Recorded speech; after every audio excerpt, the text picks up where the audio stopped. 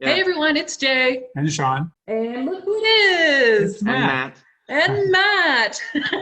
That's right. There is a slight delay, guys. Everybody. But yeah, any of you who have watched since way back when, at beginning pre-COVID times, our buddy Matt would join us quite frequently, but of course we have not seen him in an age. And we're only getting our stuff together these days to finally figure out this Zoom thing. So hello, Matt, via Zoom. Hello, via Zoom. It's so tense waiting for you to react when, like, I'm just like, oh no, she's mad. And then I realize, oh, she's just waiting. Waiting, yeah. That's right. Okay, so let's jump into some juicy movie news that we've got going on this week. So Sia, who we all know and love as a wonderful recording artist and songwriter. She's written songs for lots of people, but saves some pretty good ones for herself, some real bangers. But she has been in trouble on the news lately. What's worse? I'm so glad you asked, John. So she actually has a movie coming out called Music. I know. Who would have guessed? She is calling it a love letter to caregivers and to the autism community. However, the autism community is unhappy. Yes.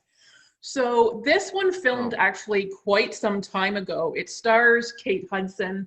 It actually has quite a few big names involved, and yet it has sat on shelves for some time. So it's just starting to sort of roll out recently, and it has been met with some pretty sharp criticism. So apparently in the movie, she never labels it as autism. It's kind of a little more low key than that, but it is clear that the person we're talking about has something going on. Not a disability. Sia is very clear that she's calling it special abilities. And guess what? The disabled community do not want to be called specially abled. Yeah, disability is fine. That's, I know it's hard, wording can be divisive, but right away, the special abilities rankled people. Please just call it what it is. Yeah. Right. Yeah, I mean, I have a disability. Oh. Yeah, you do. Don't you mean you have a special ability? I have a disability. Yeah, and no, I don't, because it's hard enough living with a disability. I don't want people to expect me to have superpowers and then be disappointed that I just have a disability. That is a good point. You don't want to like set the bar too high here. No. Now, of course, red flag number 2 is that she cast a non-disabled actor in the lead role. The lead role went to her very frequent collaborator, Maddie Ziegler. So that's the little girl who has starred in her music videos. She's an incredible dancer. I think she got her start on Dance Moms. As horrible as a sentence that is, and I hope I never have to say it again in my life. But Maddie Ziegler is undeniably talented. But I didn't know she was an actor necessarily, and now she's been called to perform this role that has angered a lot of people. So it's not looking good for this movie. No. I have to say, though, maybe the worst thing is that Sia really engaged Twitter over this and was really angry about people's response. And I think that's universally just the wrong way to go about this, that if somebody in the community is trying to have a conversation about how better to represent them, then probably you should listen a little more openly. Yeah, you can't defend yourself. Yeah. And if someone calls you on it and you're wrong, then you're wrong. But that's usually not how things go on Twitter. No, but they don't really go like that anywhere lately. No, it's true. It's like Twitter culture No. everywhere. Well, I mean, I'm just as tired of people defending themselves against criticism as I am for like these apologies. I think that maybe listening is the way to go. Because I mean, these apologies are so overdone just as much. So I don't know. Are you gonna like see this movie? I don't know if this movie is gonna see the light of day. Oh, Yeah. it'll be like that Johnny Depp TikTok movie. Yeah, there you go. Yeah, it has remained buried, and I think this was a terrible way for it to get unrolled. It's not going to resurrect it. That's right. No, it's not great. Although now it's like a hunt where they can just go like, oh, you won't believe it.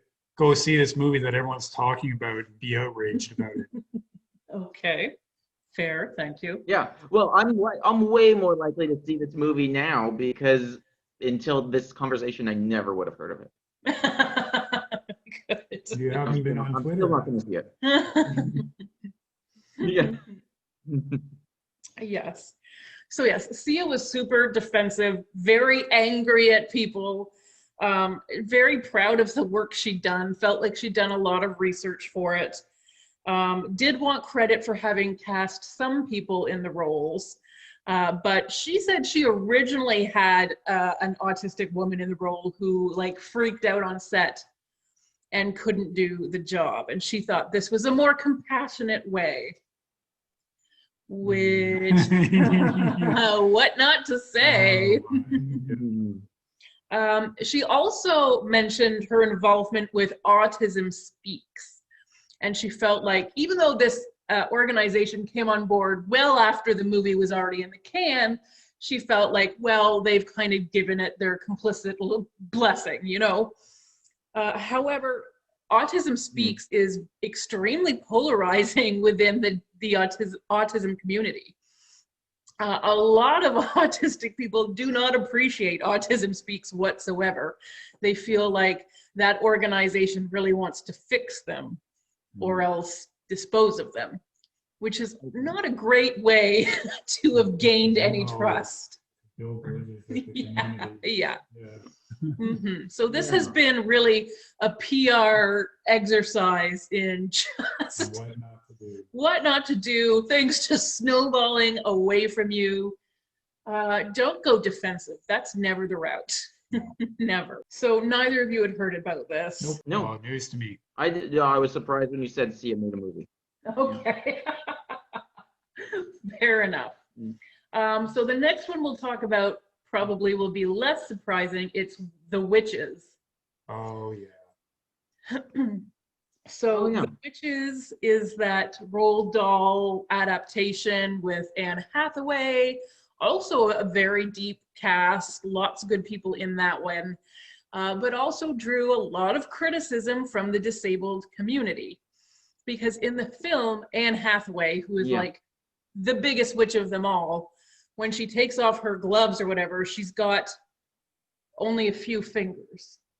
And they're like long claw-like fingers. So ectrodactyly is the condition of having split hand, is what they informally refer to it. So a lot of people in the disabled community generally, and this one particularly, are really sick of villains being portrayed as having physical deformities. Yeah, that's fair. Yes. These physical defects, I mean, they go as far back as film does. It has often been a shorthand way of saying, you know, a big nose with warts, that's a witch. And like a scar, that's like a James Bond villain. And like, there really have been a lot of those things that have just acted as lazy writing, I guess, just helping us identify who the bad guy is by the way they look, which is obviously unfair generally, and we probably should want to steer away from in our culture, but has been very harmful to people who carry their own disability. If it's a bad guy disability, yeah. Yes. And so there's a feeling that these things perpetuate this sort of stereotype that disabilities are scary. That's true. And so you know, there's no reason for anyone to be innately afraid of someone who is missing an arm. But if you repeatedly see that difference in movies being a bad thing associated with bad people, we get conditioned to respond that way. Yeah, especially with kids when like also you shouldn't innately trust someone who doesn't have a deformity. Mm-hmm.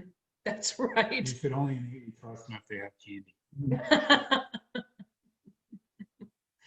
Well, that's why Sean doesn't have kids. Uh-huh. So the limb difference community, so that's generally, it covers a lot of ground, but in this case, they're the ones who have been at the vocal forefront expressing disappointment. So the WB apologized, and Hathaway apologized. So now people wondering, have we gone too far with this? Are we trying to be too PC? Are the apologies necessary? I think they're a start. I think what matters is it going to change the next film? Mm-hmm. Is there going to be a result from this other than an apology that doesn't actually change anything? Mm-hmm. So I think that's the test. I think this is an apology that doesn't bother me because it feels almost like it's not necessarily a case of maybe they should have known better. It's like now they're being told, and it's probably you know, if they're going to take this into account in future movies that they're making, then you know, maybe the apology is a good thing in this case. Yeah, I'm not even sure an apology is necessary, but I think they never hurt. I think when somebody tells us like, hey, this thing hurt my feelings, we should listen to that. I don't always understand what people mean by too PC. I mean, PC has a bad connotation, perhaps because it's political correctness. Let's take politics out of this. Can we not just say we should all be trying to be better people, good people who don't go around offending people for no reason? If somebody is telling us that hurts my feelings, then as a regular human being, I think, I want to stop doing that. I want to grow at least that much as a person. If somebody has had the courage to say, because that does take some courage to speak up for yourself, especially if you're from an othered community or a minority community, to say, we don't like that, I don't like that, that hurts, then we should listen. And yeah, it's nice to apologize, but I think it helps that we've all heard about this thing. And so that's a lot of people reading scripts next time who might rethink something, who might pause over a character choice when they wouldn't have before. And I think maybe that's what we need. Not always reason to apologize, but to use it as a learning opportunity, because I think we're all trying to get to that place where we can make each other feel better. We have that power, so why wouldn't we want to use it? Yeah, and so should we be trying to like get a new phrase for political correctness going? Apparently. Maybe so. It seemed like people just seem to be politically offended by political correctness. That's a rallying cry. Yes, but we have moved past that as a society. I think, you know, scrubbing our language of hurtful, hateful comments shouldn't just be for politicians getting quoted in newspapers. We should all be striving to show people that we care about them. Why is that a bad thing? Is it just me though, or the term political correctness, did that not always have like a negative connotation? It seemed to me that used to just be, oh, this isn't the politically correct thing to say, so we're not going to say it. And now all of a sudden it's used as like an accusation to throw at people. It seems to me that's a new thing. It's definitely changed. It's become more vitriolic to when it's used and less of just a descriptor. And I think it has, the important thing, as you said, Jay, is just be considerate of people. And if someone does tell you that they're offended by something, don't dig in your heels and say, I have a right to say this. Well, who cares? Like, It's not about someone trying to imprison you for saying it. It's about them just being honest with you and saying, hey, can you not use that word? Can you not show this offensive picture? Yeah, I think changing your language just a little bit is such a small thing to ask of someone, and can mean, because words do matter, and that can mean such a big thing to people. And you know, labels can be so harmful, and if some people are feeling uncomfortable by labels that other people are putting on them, that's why I think we do have a duty to listen to other communities and understand what they're saying, where they're coming from, because they don't have a huge list of demands of us. They just want to be heard and treated equally. Like, I could call you any kind of word right now, and you have the right to tell me that's hurtful.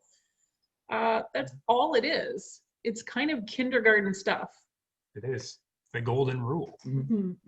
So as you know, on our website, I have talked about disabled actors and representation a lot, because I mean, that's also where it boils down to, right?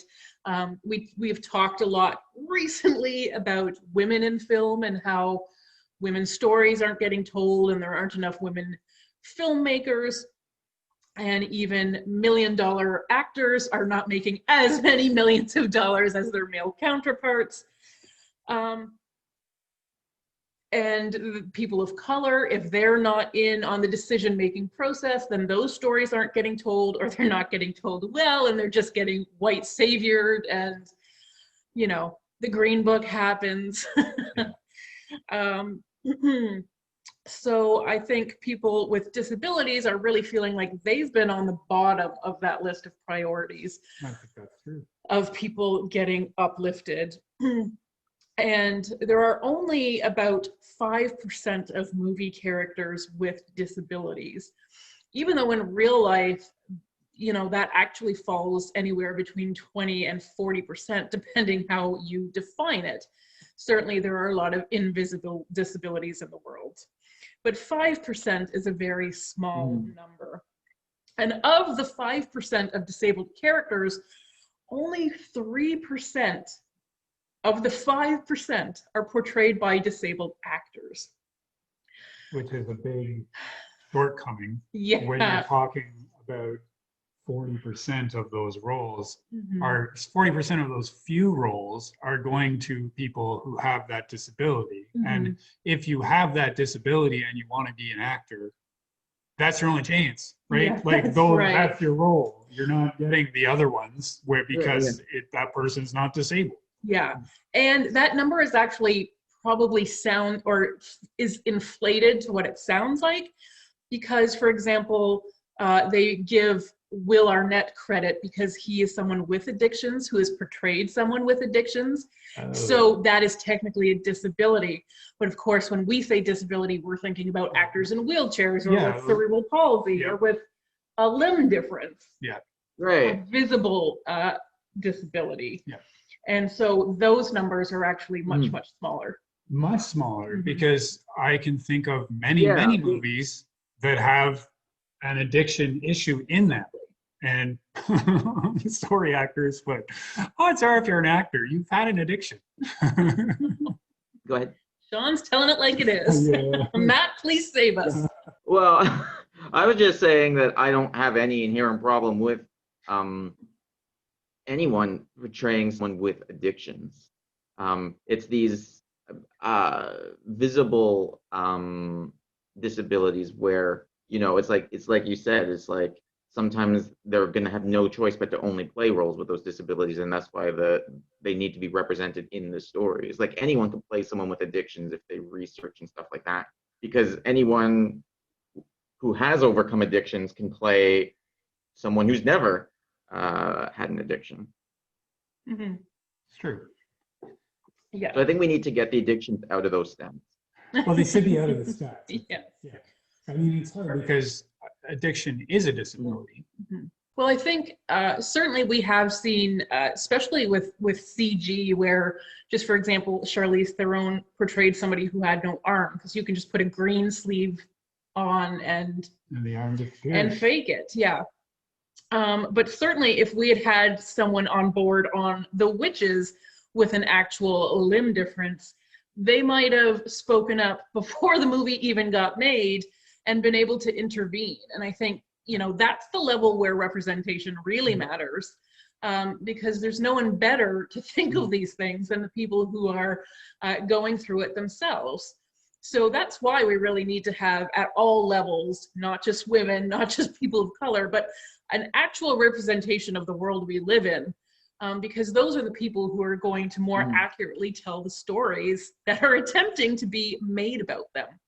So certainly a lot of people, or a lot of actors with disabilities, have said nothing about us without us. And they really feel like at the very least they should be able to portray themselves. Like you said, there are so few roles for disabled characters to begin with, and rarely would they be considered for a role that isn't already disabled for a reason. It's nice to say anyone should be able to portray anything.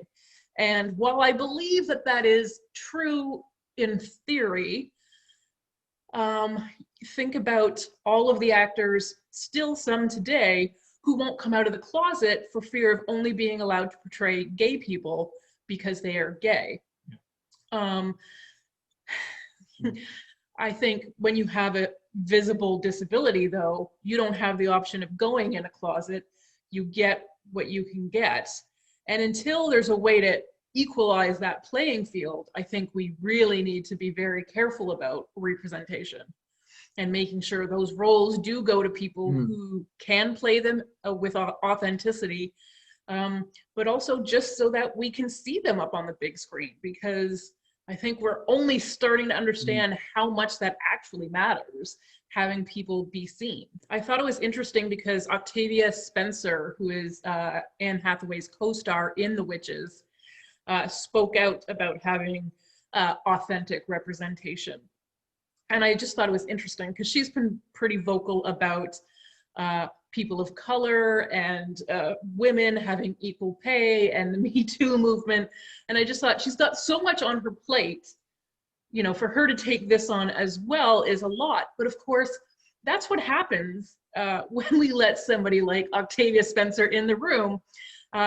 People who are minorities end up supporting other minorities, even if it's not their own. That's why diversity is actually a positive for everyone across the board. We always are going to benefit from it because it does bring new people in who know that they're appreciative of whatever they got, or they're sad about whatever they didn't, and so they're making up for that. And I think that's a really good and sort of new temperament that we need more of. Yeah, so lifting people up, right? Where if you are a historic minority or a current minority, then you don't have as much power or as much sway as a general rule. So if you get it, yeah, I can understand using it for good. That's very laudable. So I was looking at the BFI, the British Film Institute, had teamed up with Changing Faces to create a campaign called I Am Not Your Villain. And it is directly calling on the film industry to stop using disability as this sort of symbol of villainy. And they have committed to no longer funding a film that's using like facial scarring to represent villains. That's a big deal because they fund a lot of movies. They do. So I think, you know, it's one small thing, but I think just even having that one small thing, having that in your head maybe helps you to appreciate other similar things. And the more awareness we bring to this, I think will only help people edit a little bit better and recognize problematic things. And it is hard if it is not your lived situation. It is, you're looking at the world with a different filter, and it might be harder for us to see those things, but I think it is worth making the effort. Agreed. Yeah, I agree. I can't say I've never even, you know, I can't say I've given it much thought, you know, now that I think of it. all the times that you know, villains have like bad burns or something. Mm-hmm. I think that happens a lot more than I was really realizing, Mm-hmm. because it's always Quite like a part of their common, really. backstory somehow. Yeah, Yeah. that's right. That's Yeah. why they went Yeah. evil. Mm-hmm. Yeah.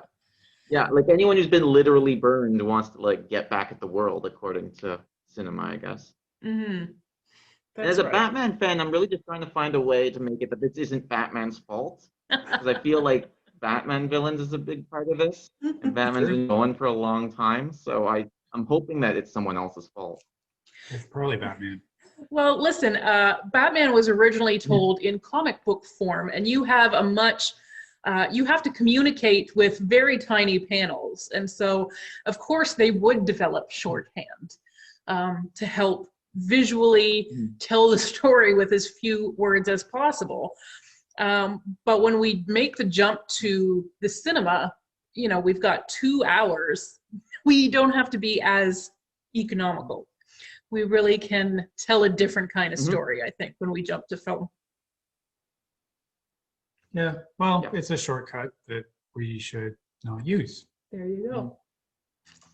Let's grow. We're growing now. We're growing. Oh, we're growing. Yay. Good Keep going. for us. We're using Zoom. That's right.